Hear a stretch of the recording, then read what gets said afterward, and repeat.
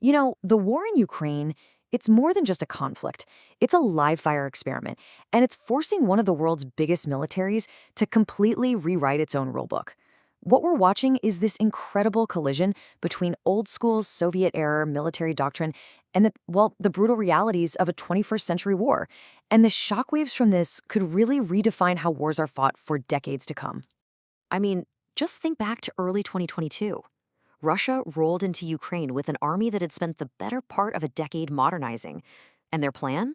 It was straight out of a classic military playbook.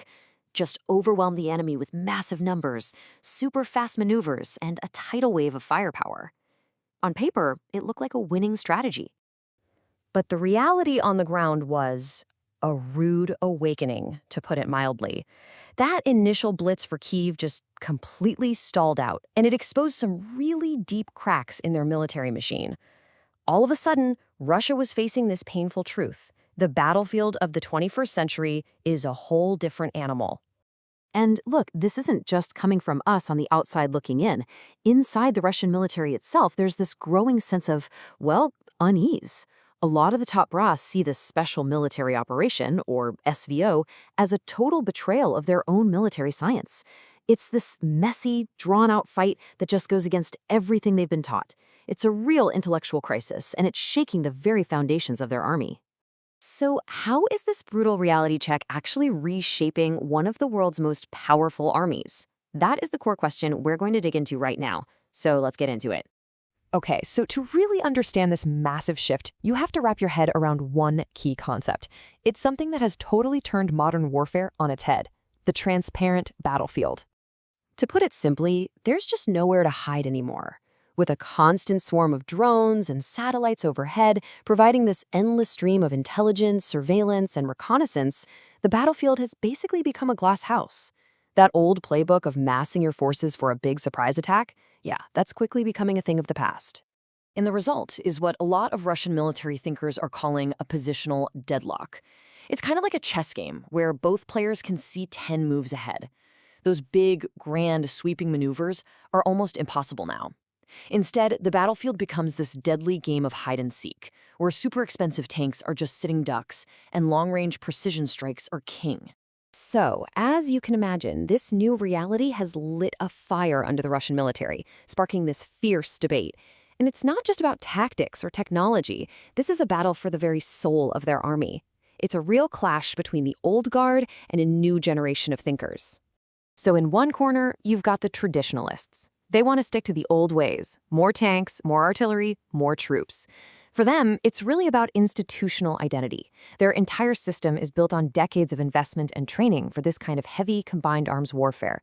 To abandon that is to abandon who they are. But in the other corner, you have the revolutionaries, and they're saying that's a recipe for suicide in the age of drones.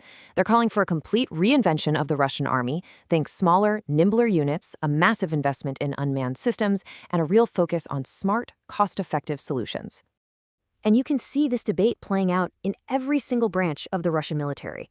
For the ground forces, those endless images of smoldering tank columns have forced a really serious conversation.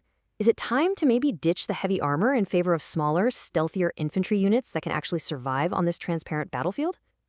And it is the exact same story up in the skies. When the sky is full of drones and sophisticated air defenses, what's the point of a multi-million-dollar fighter jet with a pilot inside? Some folks in Russia are starting to wonder if the future of air power doesn't belong to ace pilots, but to autonomous swarms of drones. As one retired Russian general put it so perfectly, the time of large battalions is over. And that just captures the revolutionary mindset. This isn't just about, adding a few drones to the arsenal. This is about a fundamental rethinking of how a modern army should be organized and how it should fight. And this soul-searching, it goes all the way to the top, all the way to Russia's ultimate trump card: its nuclear weapons. This is the question that's probably keeping Russian strategists up at night. They rattled their nuclear sabers, but the West didn't flinch. The tanks, the missiles, the aid for Ukraine, it all just kept coming. And that was a massive failure of deterrence, not because their nukes don't work, but because their threats just weren't believable. So now a very serious debate is happening inside Russia about how to put the fear back into their nuclear threats. They're looking at ways to make the world actually believe they're willing to use these weapons. They're discussing everything from lowering their own threshold for use to maybe even conducting demonstration nuclear tests. And this failure of nuclear blackmail, it just puts even more pressure on their conventional forces, making the need for reform on the ground that much more urgent. So what does this all add up to? Well, what we're seeing is a military that's being dragged kicking and screaming into the 21st century. This is not some carefully planned 5-year modernization plan. This is a brutal baptism by fire adaptation. At its heart, this is really a clash of two worlds.